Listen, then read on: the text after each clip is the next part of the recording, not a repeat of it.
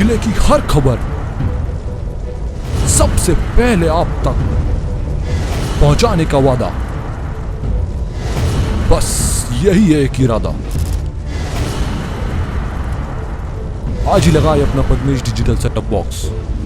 नमस्कार, आप देख रहे हैं पद्मेश 24/7 तरुण रिनायत के साथ। चलिए न्यूज बुलेटिन की शुरुआत करते हैं हेडलाइन से।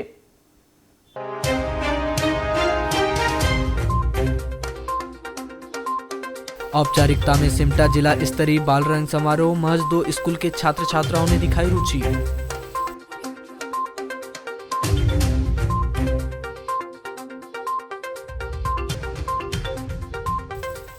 पांच सूत्री मांगों को पूरा करने सांकेतिक धरना प्रदर्शन कर मध्याह्न भोजन कर्मी यूनियन ने सौंपा ज्ञापन। मांगे पूरी किए जाने की शासन प्रशासन से लगाई गुहार।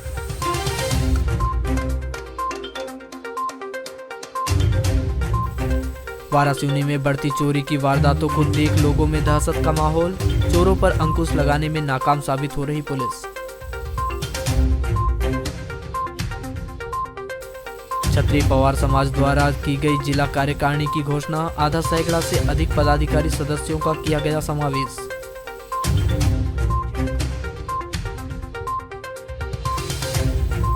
लालबर्रा में आयोजित हुई जिला स्तरीय शतरंज प्रतियोगिता में पीजी कॉलेज बालाघाट का कब्जा। बालक व बालिका वर्ग में कॉलेज ने पाया प्रथम स्थान।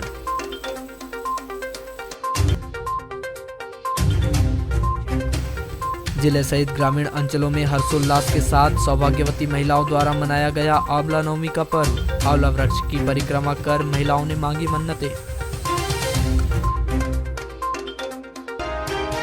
शासन द्वारा स्कूली छात्र छात्राओं को शिक्षा के अलावा अन्य सभी विधाओं में पारंगत करने के लिए स्कूलों में पढ़ाई के अलावा अन्य विधाओं का भी समावेश किया गया है, जिसके लिए बच्चों को प्रशिक्षण भी समय समय पर दिया जाता है। इसके बावजूद भी छात्र छात्राएं अन्य विधाओं में पिछड़ते नजर आ रहे हैं। नगर के शासकीय उत्कृष्ट स्कूल में जिला स्तरीय बाल रंग समारोह का आयोजन किया गया, जिसमें नगर के 2 स्कूल उत्कृष्ट विद्यालय और सीएम राइज स्कूल की टीमों ने हिस्सा लिया और विभिन्न विधाओं में कार्यक्रम की प्रस्तुति दी। आपको बताएं कि बालाघाट में बुधवार को जिला स्तरीय बाल रंग समारोह का आयोजन किया गया, जिसमें छात्र छात्राओं ने लोकगीत, लोकनृत्य आदि की प्रस्तुति दी। यहाँ जो प्रतियोगिताएं आयोजित की गई उसमें चयनित हुए प्रतिभागी छात्र छात्राएं आगामी 7 नवंबर को जबलपुर के उत्कृष्ट विद्यालय में हो रहे संभाग स्तरीय प्रतियोगिता में जिले की ओर से प्रतिनिधित्व करेंगे।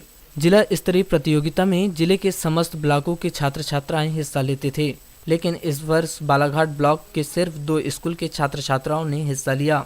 जिले के अन्य ब्लॉकों को अगर छोड़ भी दें, फिर भी बालाघाट ब्लॉक अंतर्गत आने वाले 2 स्कूलों को छोड़कर अन्य किसी भी स्कूलों के छात्र छात्राओं ने इस प्रतियोगिता में भाग नहीं लिया। बताया जा रहा है कि इस जिला स्तरीय बाल रंग समारोह में 34 विधाओं की प्रतियोगिता आयोजित होनी थी। बालाघाट मुख्यालय के अन्य स्कूल, यहाँ तक कि मुख्यालय से लगे आसपास के ग्रामों के छात्र छात्राओं ने भी जिला स्तरीय बाल रंग प्रतियोगिता में भाग लेने में रुचि नहीं दिखाई और जिला स्तरीय आयोजन को महज औपचारिकता में ही संपन्न करा दिया गया। वहीं इस कार्यक्रम के संबंध में चर्चा करने पर जिला स्तरीय बाल रंग समारोह के प्रभारी बीएल राणा ने क्या कहा, आइए जानते हैं। बाकी ब्लॉकों के क्यों नहीं आए? अब बाकी ब्लॉकों के क्यों नहीं आए इसके बारे में मैं नहीं कह सकता, क्योंकि लेटर तो पूरे स्कूलों के प्राचार्यों को और विकासखंड शिक्षा अधिकारी को दिए गए थे जिला शिक्षा अधिकारी महोदय के द्वारा, लेकिन कल तक के मैंने कहीं के संपर्क किया लेकिन किसी ने कोई रिस्पांस नहीं दिया। हो सकता है कोरोना काल के कारण उनकी तैयारी पूरी नहीं हुई हो, 2 साल से गतिविधियां कमज़ोर रही हो, ये कारण हो सकता है, लेकिन फिर भी उनको भाग लेना चाहिए था। और मैं इस बारे में ज़्यादा कुछ नहीं बोलना चाहूँगा, लेकिन बालाघाट विकासखंड ने इस पर बढ़ चढ़ कर हिस्सा लिया है और प्रतियोगिता आयोजित की है।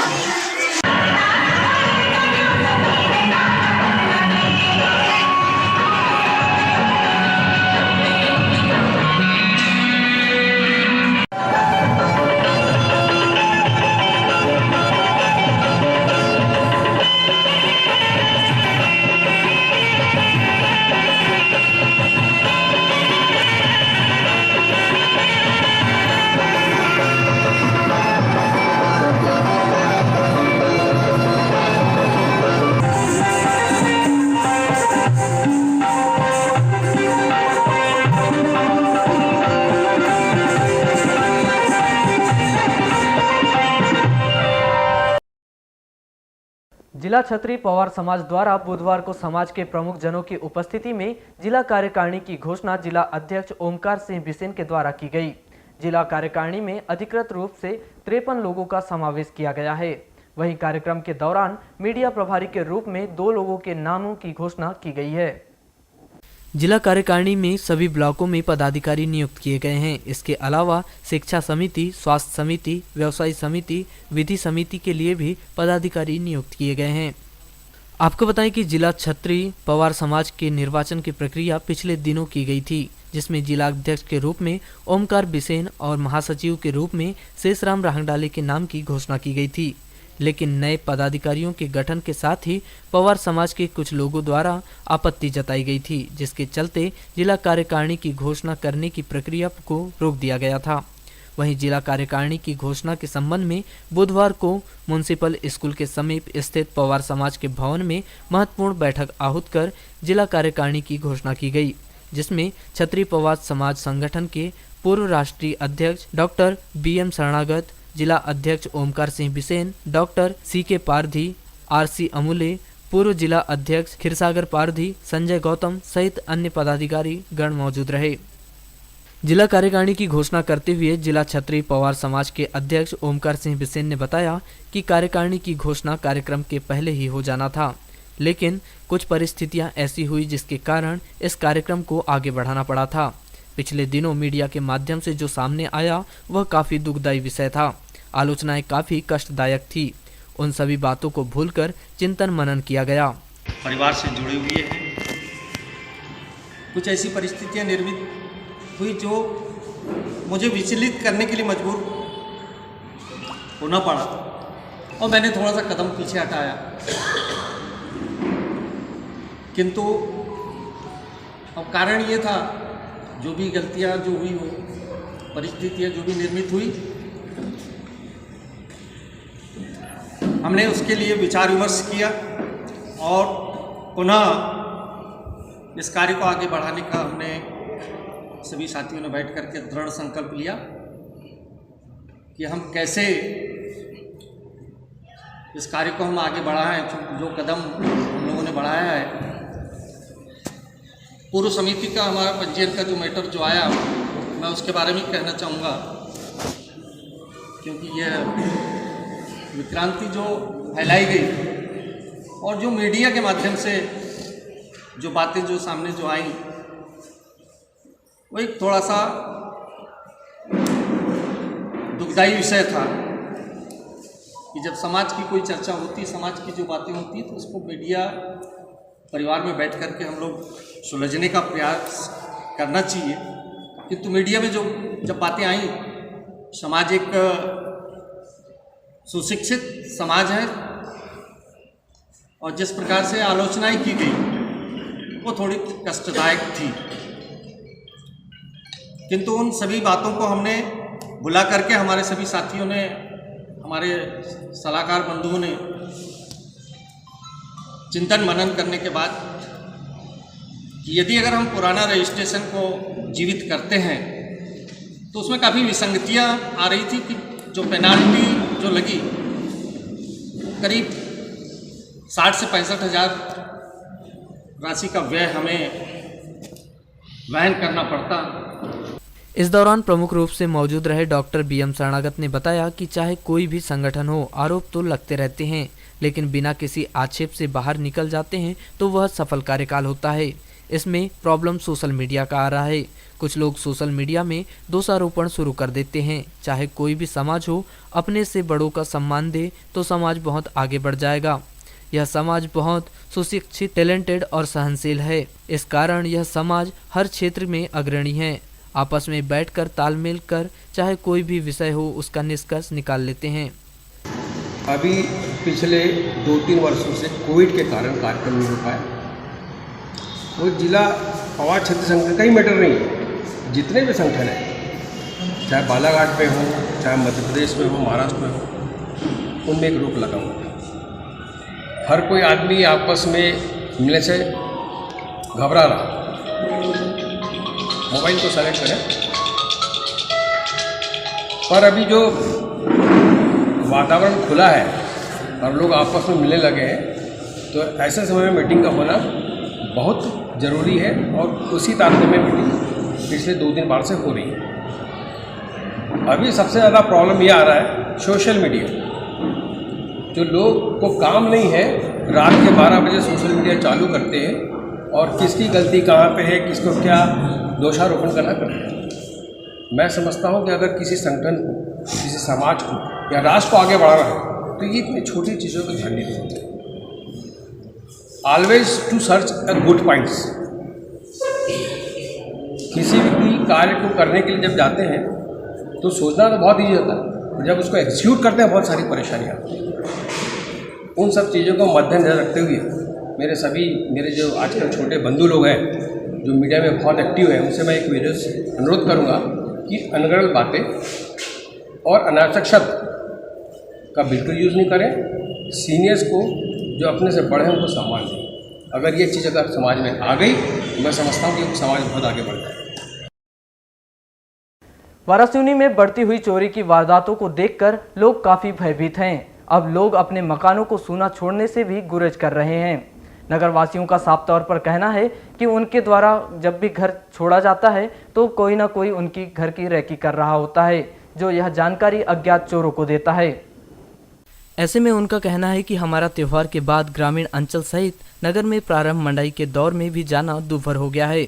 वहीं पुलिस भी अज्ञात चोरों पर अंकुश लगाने में नाकाम साबित हो रही है। गौरतलब है कि नगर में बीते 2 माह के भीतर करीब 10 से 12 चोरियों की वारदात हुई है, जिसमें कुछ चोरी तो दिन दहाड़े की गई है। हालांकि यह सब सूने मकान थे जिनमें रहने वाले लोग किसी न किसी कार्य से घर में ताला लगाकर अपने ग्राम या फिर अपने कार्य से कहीं गए हुए थे। लोगों का कहना है कि पुलिस को नगर में घूमने वाले आवारा तत्वों पर पूछताछ करनी चाहिए ताकि चोरियों का खुलासा हो सके। वहीं बढ़ती हुई चोरियों की वारदात को देखते हुए अनुविभागीय अधिकारी पुलिस अरविंद श्रीवास्तव व नवागत थाना प्रभारी SS चौहान ने दिन व रात्रि में गश्त बढ़ा दी है। वहीं पद्मेश 24/7 को जानकारी देते हुए हाल ही में दिन दहाड़े वार्ड नंबर 2 निवासी शिक्षक अरविंद पारधी की धर्मपत्नी श्रीमती अमिता पारधी ने बताया कि 18 अक्टूबर को उनके सोने मकान में चोरी हुई थी। वे एक स्कूल की संचालिका हैं जो प्रातः 9 बजे अपने घर से लगे स्कूल गई हुई थी। इस दौरान उनके घर में कार्य करने वाली बाई को वो घर की चाबी देकर चली गई थी, जिसने कार्य किया और चाबी को एक निर्धारित स्थल में रख दिया था और अन्य घर के कार्य करने चली गई थी। दोपहर करीब 12:30 बजे जब वो भोजन ग्रहण करने आई तो उन्होंने देखा कि घर के गेट का ताला लगा हुआ है, लेकिन मुख्य दरवाजे का ताला टूटा हुआ है। पुलिस ने उन्हें आश्वस्त किया है कि 15 दिनों के भीतर इस चोरी का खुलासा कर सकते हैं। हालांकि अब उन्हें घर छोड़ने में डर लगा रहता है। ऐसे में उन्होंने पूरे घर के आसपास CCTV कैमरे लगवा दिए हैं ताकि जो भी घर के समीप आए तो उन्हें पता चल जाए।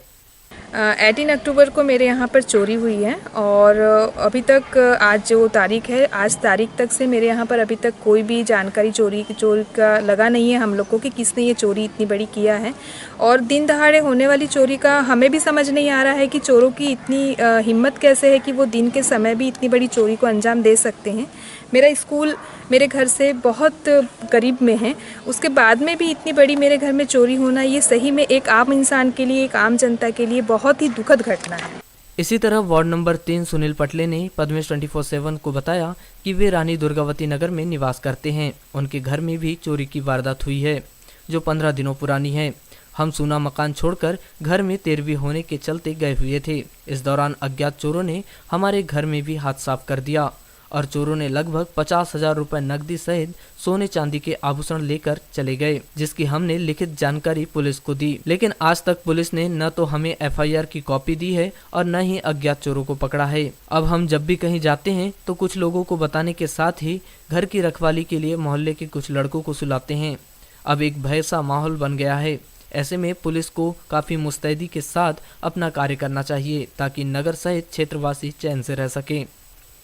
सर, घटनाक्रम में 13वीं कार्यक्रम में अपने घर गया था, इसी रात को यहाँ चोरियाँ हुई। किस तरीके से किए थे चोरी? पहले सबसे पहले तो फर्स्ट उसका तोड़े, फिर सेकंड इसमें आया तो यहाँ से समझ लो उनको पाना, पेंचिस, हथौड़ी सब मिल गई। इससे फिर सेकंड ताला तोड़े और अंदर का पूरा सामान कितना क्या क्या गया था उसमें गए थे। लगभग कितने तोला जेवर होंगे चांदी सोने के? लगभग जैसे हार है, झुमके है, चांदी के सिक्के भी गए थे, लेकिन चांदी का सिक्के का ब्यौरा हम थाने में नहीं दिए थे, बाद में पता चला। अच्छा, पुलिस ने कुछ क्लू दिए इसमें? नहीं, कुछ भी क्लू नहीं। पुलिस की कार्यवाही से कितने संतुष्ट है आप? अभी तो कुछ भी नहीं है अपनी। दोबारा आई पुलिस? नहीं। FIR दर्ज हुई है आपकी? हाँ, ये आवेदन दिए थे हमने वहाँ। FIR अभी तक नहीं हुई? नहीं। परेशानी अभी वैसे तो कुछ नहीं, लेकिन थोड़ा सा नगर में जो है अभी जो चोरियों की वारदात हो रही है ना, इससे आम व्यक्ति थोड़ा सा दहशत में घर छोड़ के नहीं जा रहा है, दिन दहाड़े चोरियाँ हो रही है, तो निश्चित तौर पे कहा जाए कि आदमी दहशत में और चिंतित है इस समय। मतलब गाड़ियाँ भी चोरियाँ हो रही हैं, लोग अपने घर के सामने गाड़ी नहीं रख पा रहे हैं। हाँ, गाड़ियाँ भी चोरी हो रही हैं। वहीं इस मामले को लेकर जब पद्मेश 24/7 की टीम ने अनुविभागीय अधिकारी पुलिस अरविंद श्रीवास्तव से चर्चा की तो उन्होंने बताया कि हमारी तफ्तीश जारी है, कुछ संदिग्धों से पूछताछ भी जारी है, हमें चोरों के कुछ सुराग मिले हैं जिन पर हमारी गुप्तचर टीम काम कर रही है, शीघ्र ही हम सभी चोरियों का खुलासा करेंगे। साथ ही हमने दिन व रात्रि की गश्त बढ़ा दी है ताकि चोरियों की वारदात पर अंकुश लगाया जा सके। बाइट अरविंद श्रीवास्तव। अभी कुछ विगत दिनों में 2-3 घटनाएं चोरी की हुई हैं और उन सभी मामलों में हम बराबर बारीकी से विवेचना कर रहे हैं।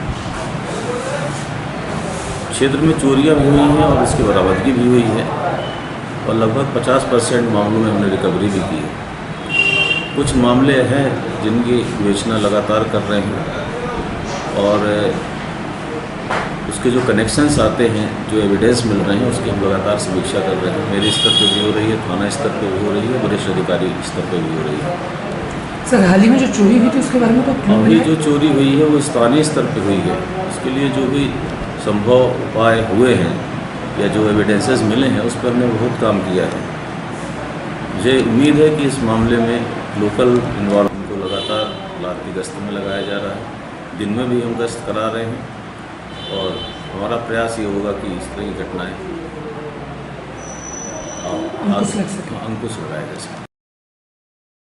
लालबर्रा नगर मुख्यालय स्थित शासकीय महाविद्यालय में उच्च शिक्षा विभाग के खेल कैलेंडर के अनुसार 2 नवंबर को जिला स्तरीय शतरंज प्रतियोगिता का आयोजन किया गया, जिसमें बालक व बालिका वर्ग में पीजी कॉलेज बालाघाट ने प्रथम स्थान प्राप्त किया है। यह कार्यक्रम महाविद्यालय प्राचार्य डॉक्टर सुरेंद्र कुमार खंडियात, जिला क्रीड़ा अधिकारी डॉक्टर जसवीर सिंह सौधी सहित अन्य महाविद्यालय के क्रीड़ा अधिकारियों की उपस्थिति में प्रारंभ हुआ, जिसमें सर्वप्रथम उपस्थित जनों ने मां सरस्वती के छायाचित्र के समक्ष दीप प्रज्वलित कर माल्यार्पण किया। इस जिला स्तरीय शतरंज प्रतियोगिता में बालाघाट जिले के 10 महाविद्यालय से बालक बालिका वर्ग के खिलाड़ी पहुंचे थे, जिन्होंने अपने खेल का प्रदर्शन किया एवं फाइनल प्रतियोगिता में बालक वर्ग में पीजी कॉलेज बालाघाट व कटंगी के मध्य खेला गया, जिसमें पीजी कॉलेज बालाघाट ने अपने खेल का उत्कृष्ट प्रदर्शन कर प्रथम स्थान प्राप्त किया। इसी तरह बालिका वर्ग में कन्या महाविद्यालय बालाघाट व पीजी कॉलेज बालाघाट के मध्य खेला गया, जिसमें पीजी कॉलेज बालाघाट की बालिका विजेता रही। इस तरह जिला स्तरीय शतरंज प्रतियोगिता में पीजी कॉलेज बालाघाट का कब्जा रहा, जिनका संभाग स्तरीय शतरंज प्रतियोगिता के लिए चयन किया गया है, जो 4 नवंबर को लालबर्रा शासकीय महाविद्यालय में संपन्न होगा। चर्चा में महाविद्यालय के प्राचार्य डॉक्टर सुरेंद्र कुमार खंडियात ने बताया कि 2 नवंबर को उच्च शिक्षा विभाग के खेल कैलेंडर के अनुसार 2 नवंबर को जिला स्तरीय शतरंज प्रतियोगिता का आयोजन किया गया, जिसमें बालाघाट जिले के 10 महाविद्यालय के बालक बालिका वर्ग के खिलाड़ी पहुंचे थे, जिनके मध्य शतरंज खेल खेला गया, जिसमें बालिका व बालक वर्ग में पीजी कॉलेज बालाघाट विजेता रही, जिनका संभाग स्तरीय शतरंज प्रतियोगिता के लिए चयन किया गया है। और 4 नवंबर को लालबर्रा महाविद्यालय में संभाग स्तरीय शतरंज प्रतियोगिता संपन्न होगी, जिसमें सिवनी, छिंदवाड़ा, बैतूल व बालाघाट जिले के खिलाड़ी शामिल होंगे और राज्य स्तरीय शतरंज प्रतियोगिता के लिए चयन किया जाएगा। हमारे महाविद्यालय में शतरंज प्रतियोगिता जो कि आज जिला स्तर की है, उसके बाद दिनांक 4 नवंबर से संभाग स्तर की प्रतियोगिता आयोजित होना है, जिसमें हमारे पूरे संभाग की शतरंज की टीमें आएंगी महाविद्यालय की। और ये प्रतियोगिता का पहला दौर है जिला स्तर का, जिसमें हमारे जिले के महाविद्यालय के प्रतिभागी छात्र छात्राएँ आए हैं। प्रतियोगिता आप जैसा कि देख रहे हैं सब चल रही है। सर, कितने टेबल लगाएगा यहाँ पे, कहाँ कौन कौन से कॉलेज से बच्चे आए? इसमें शासकीय महाविद्यालय लांजी, शासकीय महाविद्यालय वारासिवनी, शासकीय महाविद्यालय बालाघाट और शासकीय महाविद्यालय कटंगी शासकीय महाविद्यालय लालबर्रा की टीम है और ग्रामीण थाना क्षेत्र में आने वाले ग्राम बगदरा में एक वृद्धा को उसके बेटे ने लकड़ी से मारपीट कर घायल कर दिया। घायल वृद्धा भगरता बाई पति चिंदूलाल लिल्लारे उम्र 60 वर्ष ग्राम बगदरा निवासी को जिला अस्पताल बालाघाट में भर्ती किया गया है। प्राप्त जानकारी के अनुसार भगरता बाई के 3 लड़के हैं, जिसमें 2 लड़के अपने परिवार के साथ अलग रहते हैं। भगरता बाई अपने छोटे बेटे सुभाष लिल्लारे के साथ रहती है। बताया गया है कि सुभाष की 4 वर्ष पहले शादी हुई थी, किंतु सुभाष लिल्लारे शराब पीकर अपनी पत्नी को आए दिन परेशान करता रहता था, जिसके कारण पिछले वर्ष सुभाष लिल्लारे का पत्नी से तलाक हो चुका है। बताया गया है कि पत्नी से तलाक होने के बाद सुभाष लिल्लारे अपनी मां के साथ खेती किसानी का कार्य करता है और आए दिन शराब पीने का आदी है और शराब पीने रुपयों की मांग अपने मां से करता रहता है। भगरता बाई को 600 रुपए वृद्धावस्था पेंशन मिलती है और इस वर्ष उसे किसान सम्मान निधि के 2000 रुपए मिले हैं। इन्हीं रुपयों को लेकर सुभाष लिल्लारे अपनी मां को परेशान करते रहता है। इन दिनों भगरता बाई का बड़ा बेटा महेश और मंझला बेटा राजकुमार बाहर हैं। 2 नवंबर को करीब 3 बजे भगरता बाई जब घर पर थी तब सुभाष लिल्लारे शराब पीकर आया और अपनी मां से शराब पीने के लिए पैसों की मांग करने लगा। भगरता बाई ने रुपये नहीं दी तब सुभाष लिल्लारे ने अपनी मां भगरता बाई को लकड़ी से बेरहमी पूर्वक मारपीट कर घायल कर दिया। भगरता बाई घायल हालत में अपने घर से भागकर पड़ोस में पहुंची। पड़ोसियों ने 108 एम्बुलेंस बुलाकर उसे उपचार हेतु जिला अस्पताल भिजवाया है। लैंगिक अपराधों से बालकों का संरक्षण अधिनियम के विशेष न्यायाधीश मनोज कुमार तिवारी की विशेष अदालत ने नाबालिग बालिका के साथ दुष्कर्म करने के आरोप में आरोपी देवीलाल यादव पिता कन्हैयालाल यादव उम्र 23 वर्ष ग्राम खैरलांजी थाना बैहर निवासी को दोषी पाया है। विद्वान अदालत ने इस मामले में इस आरोपी को धारा 376 भारतीय दंड विधान सहपठित धारा 325 अनुसूचित जाति जनजाति अत्याचार निवारण अधिनियम के तहत अपराध में 10 वर्ष का कठोर कारावास एवं 5000 रुपये अर्थदंड, धारा 4 लैंगिक अपराधों से बालकों का संरक्षण अधिनियम के तहत अपराध में 10 वर्ष का कठोर कारावास एवं 5000 रुपये अर्थदंड से दंडित किया। ज्ञात हो कि लैंगिक अपराधों से बालकों का संरक्षण अधिनियम के विशेष न्यायाधीश मनोज कुमार तिवारी की अदालत ने पिछले 3 दिन से लगातार लैंगिक अपराधों से बालकों का संरक्षण अधिनियम के तहत अपराध में जहां 2 आरोपियों को आजीवन कारावास से दंडित किया, तो वहीं 2 नवंबर को विद्वान अदालत ने लैंगिक अपराधों से बालकों का संरक्षण अधिनियम के तहत अपराध में एक आरोपी देवीलाल को 10 वर्ष का कठोर कारावास से दंडित किया है। वर्ष 2019 का मामला थाना बैहर का प्रकरण है।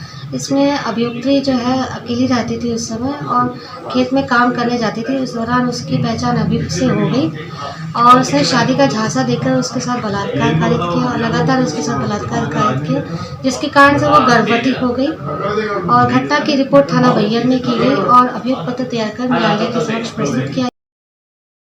कोतवाली थाना क्षेत्र में आने वाले ग्राम सरेखा चौक में एक व्यक्ति ने अपने ससुर को लोहे की रॉड से बेरहमी पूर्वक मारपीट कर घायल कर दिया। 2 नवंबर की शाम करीब 5 बजे दामाद द्वारा लोहे की रॉड द्वारा की गई मारपीट से घायल व्यक्ति देवीलाल पिता रतनलाल श्रीवास उम्र 59 वर्ष कोसमी निवासी को जिला अस्पताल बालाघाट में भर्ती किया गया है।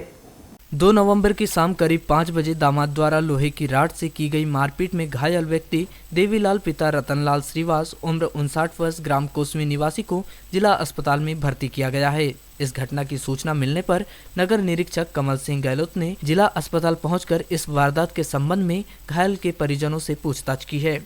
प्राप्त जानकारी के अनुसार देवीलाल श्रीवास की सरेखा चौक में सलून की दुकान है, जिनके परिवार में पत्नी सावित्री श्रीवास और इकलौती बेटी सोनम श्रीवास एवं दामाद पंकज श्रीवास है। बताया गया है कि सोनम श्रीवास नगर के एक शासकीय शिक्षण संस्था में शिक्षिका है, जिसकी शादी 2015 में पंकज श्रीवास के साथ सामाजिक रीति रिवाज से हुई थी। शादी के बाद से पंकज श्रीवास अपनी पत्नी और सास ससुर के साथ कोसमी में ही रहने लगा, जिनका एक बेटा भी है।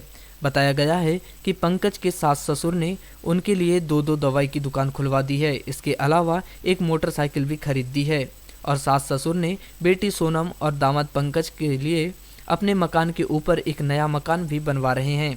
इसके बावजूद भी पंकज श्रीवास आए दिन अपने सास ससुर और पत्नी को पैसों की मांग को लेकर परेशान करता रहता है। बताया गया है कि 1 नवंबर को सोनम श्रीवास से गलती से किसी कस्टमर को 2000 रुपये चले गए थे। पंकज श्रीवास अपनी पत्नी सोनम से 2000 रुपये की मांग करने लगा और उसे परेशान करने लगा। तब सोनम ने उसे तनख्वाह मिलने पर 2000 रुपये देने की बात कही थी। 2 नवंबर को सुबह पंकज श्रीवास अपनी पत्नी सोनम श्रीवास और ससुर देवीलाल श्रीवास को पैसों की मांग को लेकर हाथ बुक्कों से मारपीट किया था, परंतु यह मामला घर में ही शांत हो गया था। शाम करीब 5 बजे देवीलाल अपने दामाद पंकज श्रीवास को समझाने सरेखा स्थित कान्हा मेडिकल स्टोर गया हुआ था और देवीलाल ने अपने दामाद पंकज को बोला था कि तुम ऐसी हरकत क्यों करते हो। ऐसा कहने के साथ ही पंकज श्रीवास आवेश में आ गया और उसने अपने ससुर के आंख में मिर्ची झोंककर लोहे की राड से बेरहमी पूर्वक पिटाई करना शुरू कर दिया, जिस पर हाथ, सिर, पैर सहित शरीर के अन्य अंग में राड का वार लगने से देवीलाल घायल हो गया। चौक के लोग बीच बचाव करके गंभीर रूप से घायल देवीलाल को जिला अस्पताल बालाघाट लाके भर्ती कराए। वहीं इस घटना की सूचना मिलते ही नगर निरीक्षक कमल सिंह गहलोत ने जिला अस्पताल पहुंचकर घायल देवीलाल श्रीवास की पत्नी सावित्री श्रीवास से पूछताछ कर घटना के संबंध में जानकारी ली और उसे आवश्यक कार्रवाई करने हेतु आश्वासन दिया। ये दामाद हमेशा पैसे की मांग करता है और नहीं देने पर हम लोगों को मारपीट। क्या नाम है दामाद का? दामाद का पंकज श्रीवास। क्या करते हैं ये इनके लिए मैंने स्वयं मेडिकल खोल के दी है। 2 मेडिकल, एक सरेखा में, एक बगदरा रोड। अच्छा। मैं मेडिकल खोल के दी हूँ। यदि पैसा नहीं देने पर ये हमको मारपीट करता है। हमेशा मैं दवाइयों वाला का पैसा देने का करके बोलता है और नहीं देने पर मारपीट करता है। लालबर्रा पुलिस ने कनकी बस स्टैंड स्थित होटल बेकरी के सामने गंदी गाली गलौज कर आने जाने वाले लोगों को मारने पीटने की कोशिश करने वाले और शांति भंग करने के आरोप में कनकी निवासी पुरुषोत्तम धनखड़े को बुधवार को गिरफ्तार कर न्यायालय के समक्ष पेश किया गया और वहां से उसे जेल भिजवा दिया गया है।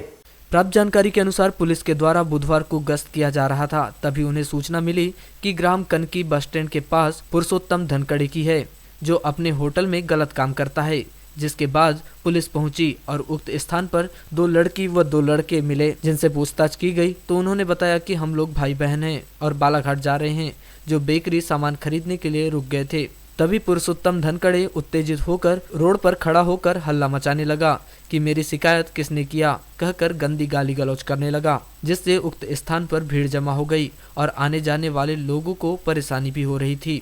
इस दौरान ग्रामीण जनों ने पुरुषोत्तम को समझाया, लेकिन वह नहीं माना और मार्ग से गुजरने वाले लोगों को मारने पीटने की कोशिश के साथ ही शांति भंग करने का प्रयास कर रहा था, जिसके बाद पुलिस ने शांति भंग होने के आदेश पर उसे गिरफ्तार किया। अगर गिरफ्तार नहीं किया जाता तो वह संज्ञेय अपराध घटित कर सकता था। पुलिस ने होटल बेकरी के सामान खरीदने रुकने की जानकारी बताने वाले 2 लड़की व 2 लड़के को समझाइश देकर छोड़ दिया है। वहीं गंदी गाली गलौज कर मारपीट करने की कोशिश एवं शांति भंग करने के आरोप में कनकी निवासी 24 वर्षीय पुरुषोत्तम धनखड़े के खिलाफ भारतीय दंड विधान की धारा 151, 107, 116 जाफो के तहत मामला पंजीबद्ध कर आरोपी को न्यायालय वारासिवनी में पेश कर जेल भेज दिया गया है।